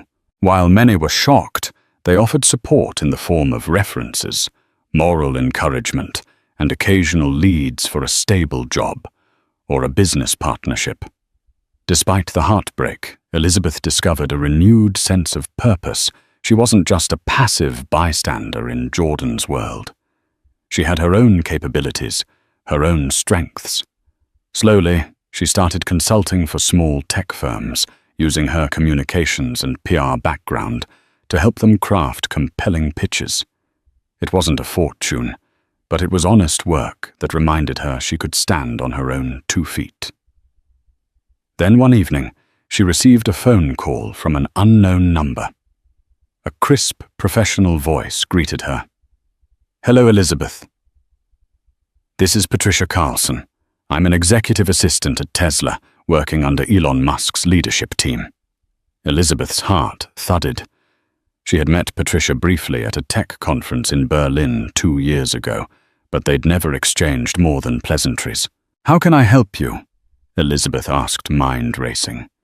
Patricia hesitated. "I might have information relevant to your predicament with Jordan. Let's just say some of our legal divisions have been observing Ava Monroe for a while, and some red flags have come up." Red flags. Elizabeth's curiosity flared. "You're investigating her?" A slow exhale from the other end. "Our major concern is that she's potentially engaged in insider trading, or at least something that veers close to it. She's been known to manipulate powerful men to gain inside info on deals, especially around new technologies. We don't have direct evidence, but we do know that she's heavily involved in your husband's finances. We suspect she might be siphoning resources for her own agendas." Elizabeth's mind reeled. This was bigger than a domestic spat. Ava might be leveraging Jordan's resources and connections to stake her own claims in the tech world. That explained the sudden shifts in finances, the new trust accounts, and the lines of credit. Patricia continued. "We want to bring her down, but we need more information. You, Elizabeth, might be in a unique position to gather that." Elizabeth tapped her fingers on the kitchen counter. "Isn't that something your legal team handles?" A rueful laugh. "Yes, but we need Jordan's direct involvement. We suspect he's unwittingly giving her access to confidential materials through corporate crossovers or joint ventures. If you can help us prove it, we can kill 2 birds with 1 stone, protect Tesla's proprietary data, and help you gain leverage in your divorce." Elizabeth considered the offer. It was risky. If Ava was truly up to something illegal, Elizabeth could expose herself to potential backlash, but the lure of finally getting the upper hand was strong. "I'll do what I can," Elizabeth replied cautiously. "But how do I communicate with you about this?" Patricia gave her a secure email address and instructions on how to encrypt files. "And one more thing," Elizabeth Patricia said, before hanging up. "People like Ava are cunning. She'll anticipate your every move. Don't trust phone lines or any device that Jordan has access to. Be careful." Elizabeth thanked her and ended the call. Adrenaline coursing through her. For the next few days, she scoured her digital archives for anything that might hint at insider information. Jordan's old messages about collaborations with major tech companies like Tesla or Amazon, documents that Ava might have manipulated anything that showed a trail of questionable activity. She found a few suspicious threads, forwarded emails from Jordan's corporate account that were CC'd to Ava's personal address. Attachments relating to Tesla's Project Next Gen battery were among them, though none of this was strictly proof of wrongdoing yet. Elizabeth compiled what she could and sent them to the secure email Patricia provided. In response, Patricia confirmed that these were valuable leads, but incomplete. "Keep digging," she urged, "and let me know if you get direct evidence of deals or monetary gains tied to these inside details." Meanwhile, Michelle Elizabeth's lawyer was preparing for a preliminary hearing to freeze some of Jordan's assets. She insisted Elizabeth come to court to testify about the financial abuse and the suspicious activities they had uncovered. But Jordan's side surprised them by agreeing to a partial freeze without argument. "That's strange," Michelle said, tapping a pen against the conference table. "Why would he agree so easily?" Elizabeth shrugged, perplexed. "Maybe he realizes fighting me will look bad in front of the board." But Michelle wasn't convinced. "I suspect he's preparing a bigger move. Be vigilant. He may have more leverage than we know." The next morning, Elizabeth received an unsolicited text from Jordan. "We need to talk, face to face." She felt a swirl of conflicting emotions: anger, sorrow, curiosity. But she knew she had to tread carefully. She agreed to meet him in a public place, a cafe near the courthouse, where she could keep the upper hand. When Jordan arrived, he looked tired, as though the weight of his troubles had worn him down. He offered a half-smile, which Elizabeth did not return. "Liz," he began using the old nickname he once uttered, with affection. Things got out of hand. She crossed her arms. "You think—" He sighed, scanning her face for warmth that was no longer there. "I want to settle this amicably. We can discuss spousal support, property divisions, everything. No need for a long, nasty court battle." Elizabeth let the silence hover. She wasn't naive enough to believe him at face value. "Amicably? Are you telling me Ava is out of the picture?" Jordan's shoulders tensed. "This is about you and me, not her. Look, maybe I got carried away with Ava's advice. She's a brilliant attorney." "She's manipulative," Elizabeth cut in sharply. He brushed the point aside. "Regardless, I'm willing to compromise, but I need you to lay off this insider trading nonsense. It's reckless. You're endangering my reputation." Elizabeth realized then that Jordan knew she'd been snooping into his communications. Perhaps Tesla's legal inquiries had begun reverberating in his circle.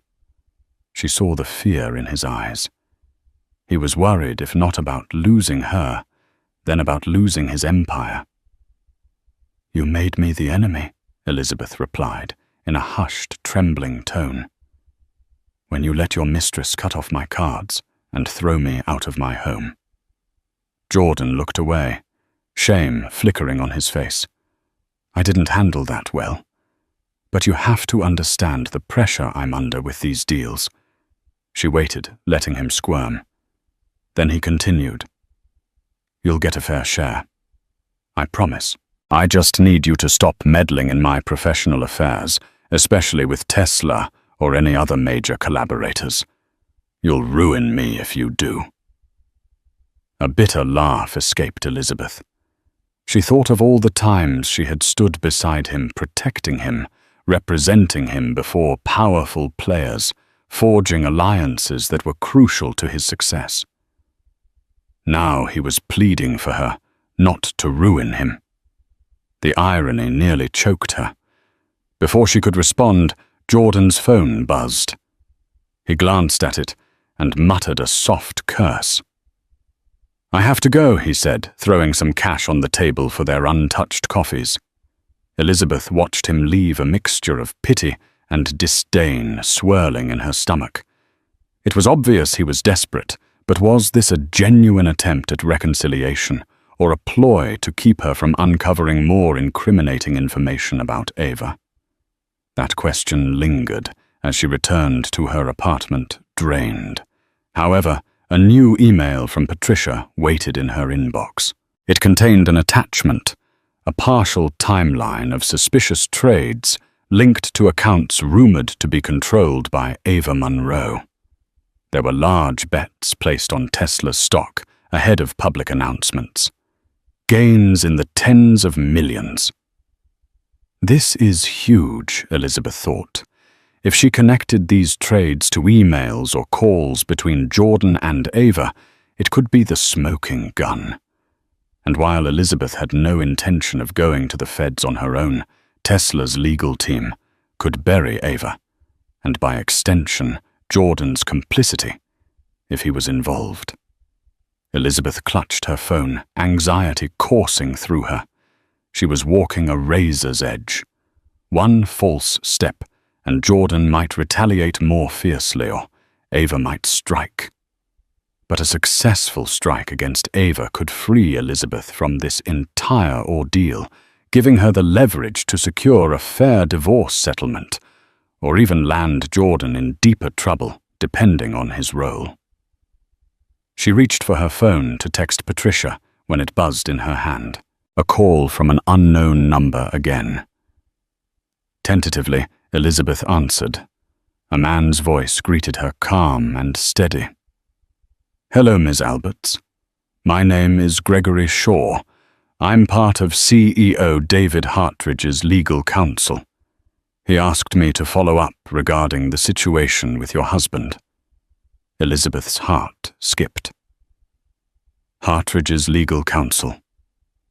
"We understand from Mr. Hartridge's conversation with you that there might be unethical or even illegal behavior in play," Gregory continued.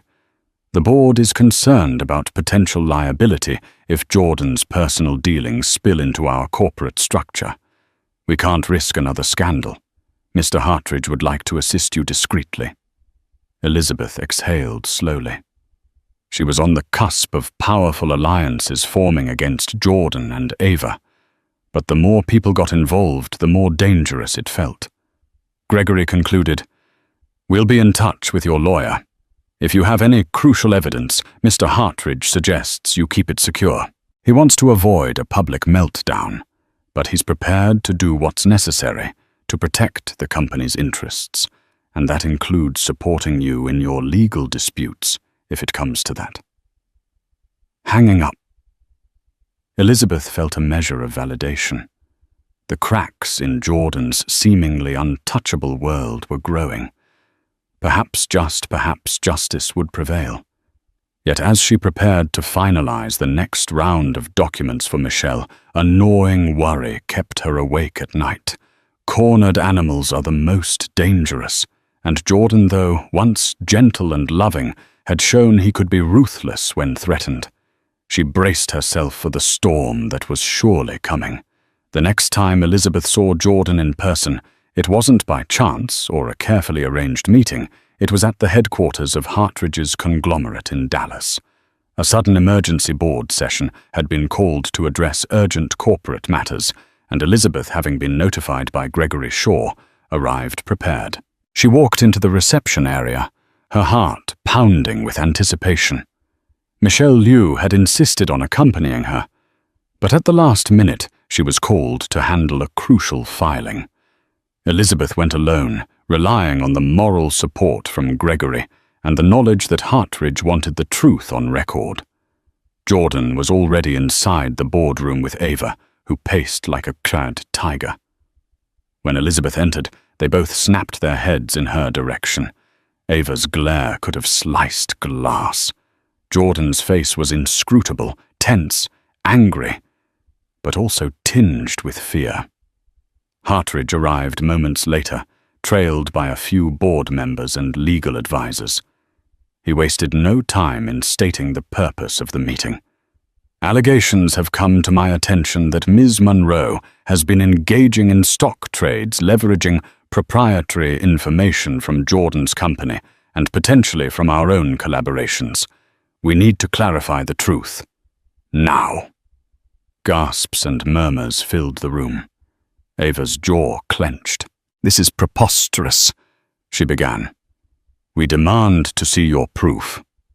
Hartridge nodded to one of his advisors, who distributed printed documents, timelines of suspicious trades, tied to accounts flagged by Tesla's legal team, along with correspondences that Elizabeth and Patricia had pieced together. Jordan snatched a packet from the advisor. His eyes swept over the page's color, draining from his face. Ava's lips thinned, and for a moment Elizabeth could see the faintest flicker of panic in her eyes. Hartridge pinned them with a stern gaze. "Jordan, you've been a valuable partner.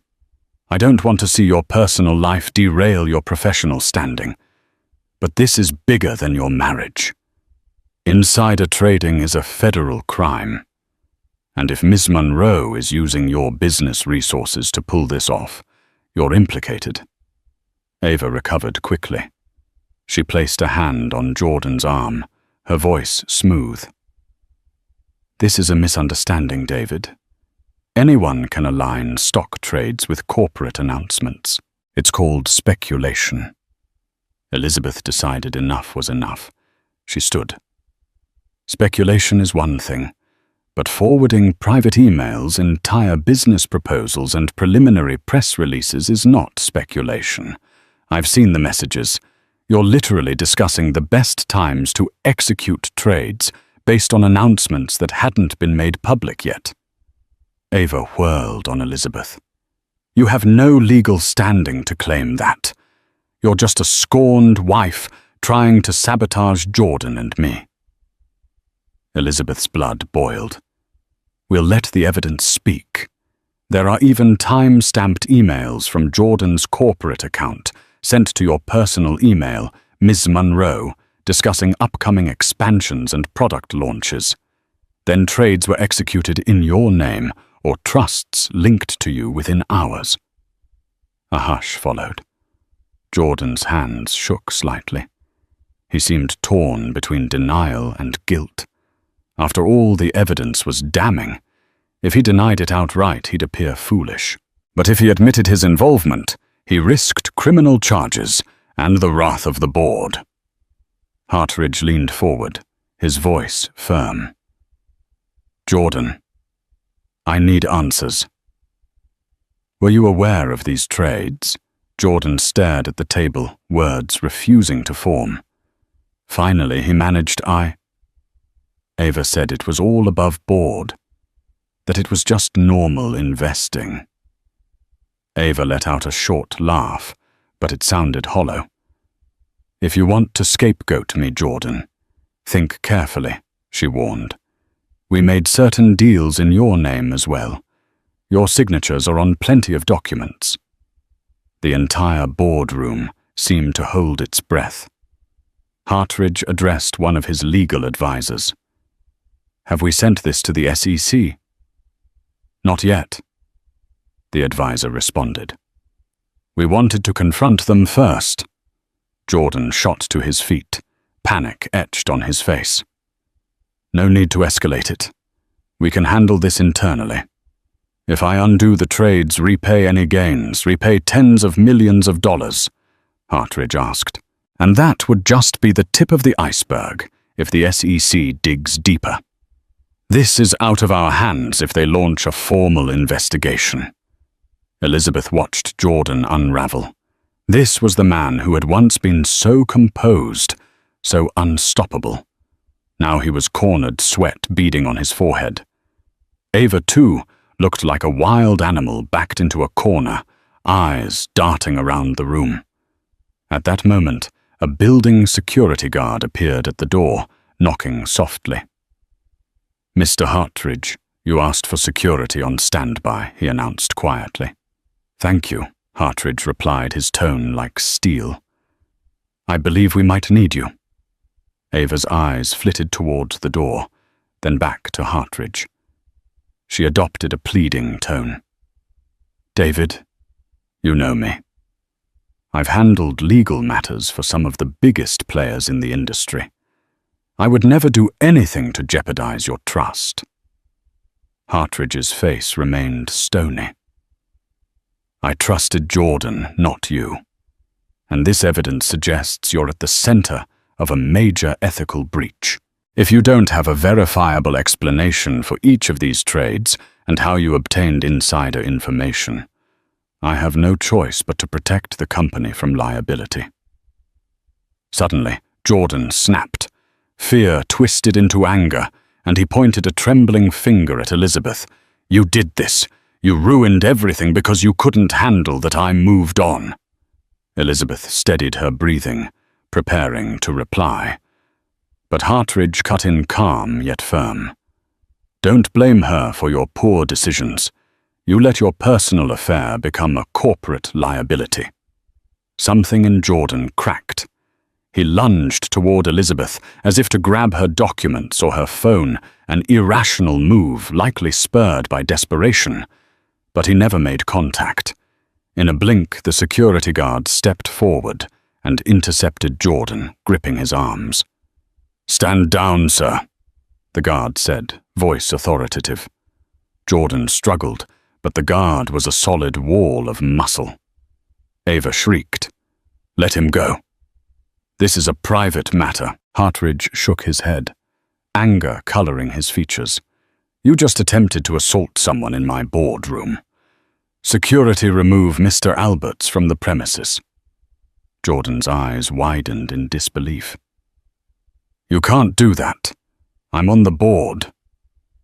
"Not anymore," Hartridge said grimly. "I can and I will. You're suspended pending an internal investigation. Once that concludes, we'll determine your status. Now go and take Ms. Monroe with you." A second guard stepped in, guiding Ava toward the door as she protested threatening lawsuits and defamation claims. But her words rang hollow, overshadowed by the looming specter of an SEC investigation. Elizabeth stood off to the side, stunned by how quickly it had escalated from a tension-filled meeting to an outright meltdown. As Jordan and Ava were led out, Jordan craned his neck to shout at her, "You'll pay for this, Elizabeth. Don't think you've won." But the threat carried little weight now. In that moment, Elizabeth felt the mixture of triumph and sorrow that comes with toppling a man she once loved. She hadn't wanted to see Jordan destroyed, only to protect herself and the life they had built together. But Jordan's actions and Ava's ambition had forced her hand. Hartridge dismissed the board members, soon after instructing his legal team to cooperate fully with any investigations. He turned to Elizabeth with a sympathetic frown. "I'm sorry you had to endure this, Ms. Alberts. I assure you we'll handle it lawfully. Whatever personal or marital disputes remain, I hope you find closure." Elizabeth gave him a small nod. "Thank you. I appreciate your fairness." She gathered her documents and left the skyscraper, the bright Texas sun, striking her face as she stepped onto the street. The entire drama replayed in her mind. He let his mistress cut off my cards, but the CEO called security on him. She thought a bitter yet satisfying sense of irony spreading in her chest. She wasn't naive enough to think it was over. Legal battles would continue, depositions would be taken, and the divorce was far from final. But in this pivotal moment, she had taken back her power, standing against the storm that Jordan and Ava had unleashed. And for the first time in months, Elizabeth felt a glimmer of hope that she might in the end be free from their tyranny. In the weeks that followed, word spread like wildfire. News outlets picked up on rumors of insider trading linked to a high-profile tech investor, hinting that a major name was under investigation. It didn't take long for the rumor mill to connect the dots to Jordan Alberts and his mysterious attorney-turned-partner, Ava Monroe.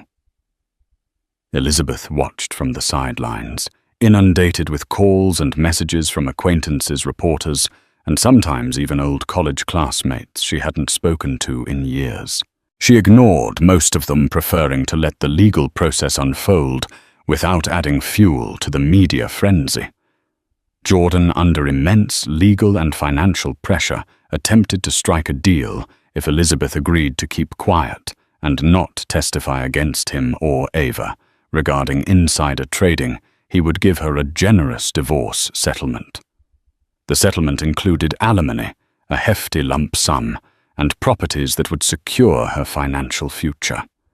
However, Elizabeth refused any agreement that required her to lie or withhold the truth if subpoenaed.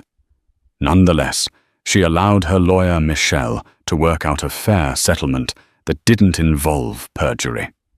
Eventually, Jordan capitulated, realizing he had to salvage what he could from the marriage and business meltdown. The final settlement granted Elizabeth a significant portion of the assets, the mansion by Lake Travis, ironically, and a sizable share of Jordan's original tech startup. Meanwhile, Ava disappeared from the public eye, her reputation in tatters. Rumors surfaced that she'd fled the country perhaps to avoid legal repercussions, while others suggested she was hiding out in some luxury villa, waiting for the storm to pass. Either way, her days of meddling in Jordan's finances seemed to be over. Elizabeth didn't celebrate Jordan's downfall. She quietly grieved the end of a marriage that had started in love and partnership, yet she also felt relief and a renewed sense of self. She returned to the Lake Travis mansion, deciding whether to keep it or sell. The sweeping views of the water brought back memories, some of which felt like knives to her heart, others that warmed her soul. She began a new chapter in her life, leveraging her PR skills to start a consultancy focused on helping women entrepreneurs navigate both business and personal challenges. She named it Phoenix Rose Consulting, symbolizing rebirth and resilience. To her surprise, she found more joy in championing other women than she ever did, standing behind Jordan at glitzy galas. She kept in touch with Patricia from Tesla, who occasionally updated her on the ongoing investigations. Whether Jordan faced criminal charges depended on further evidence. But at least for Elizabeth, the immediate threat to her assets and well-being had lifted. David Hartridge reached out, once inviting Elizabeth to a dinner with the board, presumably to mend fences. Elizabeth politely declined. She had no desire to relive the tension of board meetings or navigate corporate politics, where her personal life became public fodder. She was grateful for Hartridge's stance, but preferred to build her future away from the chaos. In moments of solitude, Elizabeth reflected on the entire ordeal. She'd once believed that love, loyalty, and shared ambition could conquer anything. Yet she also realized that unchecked power and ego could corrode even the strongest of bonds. Jordan's betrayal had been a painful lesson, but it set her free to discover her own strengths and a life not tethered to someone else's rising star. Yes, heartbreak lingered, and healing was an ongoing process. But Elizabeth found herself waking each day with a sense of purpose. She'd gather with female founders at local co-working spaces, host workshops on media relations, and offer moral support to those feeling overshadowed by bigger players. Each time she saw a spark of confidence ignite in another woman's eyes, she felt her own sense of wholeness return. In time, Elizabeth would finalize the divorce, sign the deeds, and officially start over. A sense of calm settled within her, like the slow, tranquil waves on Lake Travis at dawn. Her story, the humiliating card cancellations, the public meltdown, the mistress's meddling, would become a cautionary tale, one she shared sparingly, only when it might help others.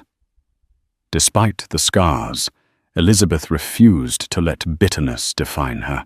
She chose growth empathy, and a belief that with the right support, anyone can rise from the ashes more formidable than before. Just as Elizabeth thought she had reached stable ground, fate tossed her another curveball. A month after the settlement, Michelle called her urgently. "The feds want to depose you," she said. "They uncovered new evidence Jordan may be involved in deeper crimes, bribery, money laundering. Ava might have orchestrated a network." Elizabeth's stomach dropped. "Jordan never mentioned anything like that. They've found offshore transactions and documents with his signature," Michelle said grimly. 2 days later, Elizabeth sat in a stark federal office, flanked by Michelle and 2 serious agents. They questioned her about Jordan's finances, Ava's role, the card cancellations and philanthropic events that may have masked backdoor deals. Elizabeth stuck to the facts. She neither speculated nor dramatized. One agent, impressed, said, "You've been very helpful, Ms. Alberts. This case is significant." She left emotionally drained but relieved. She hadn't been dragged down with Jordan, but the storm wasn't over. Whispers followed Jordan was hiding at a secluded ranch, dodging the press. Ava had vanished. More subpoenas were issued. An indictment loomed. Elizabeth stayed focused on her consultancy, channeling stress into helping other women navigate business pitfalls. Her story, once painful, became a symbol of warning and strength. Then came the headlines: Jordan Alberts indicted for insider trading, fraud, and obstruction. Ava was named but still missing. The scandal rocked the tech world. Elizabeth issued a single statement: "I'm saddened by Jordan's choices. I've cooperated fully with authorities and continue to rebuild my life." Eventually, Jordan pled guilty to a lesser charge, offering a tearful courtroom apology. Elizabeth watched from home, tears in her eyes, not from triumph, but quiet grief for the man she once loved. Still, she understood consequences had to follow actions. That night, beneath the soft moonlight over Lake Travis, Elizabeth allowed herself one last cry for the past that died and the hope still waiting ahead. Life has a way of testing our fortitude when we least expect it. Elizabeth Alberts began this journey as a devoted wife, only to see her world upended by betrayal and financial sabotage. Yet what she lost in illusions, she gained in unbreakable resilience. Standing up to powerful forces and calling out wrongdoing isn't easy, but it's sometimes the only way to protect your dignity and your future.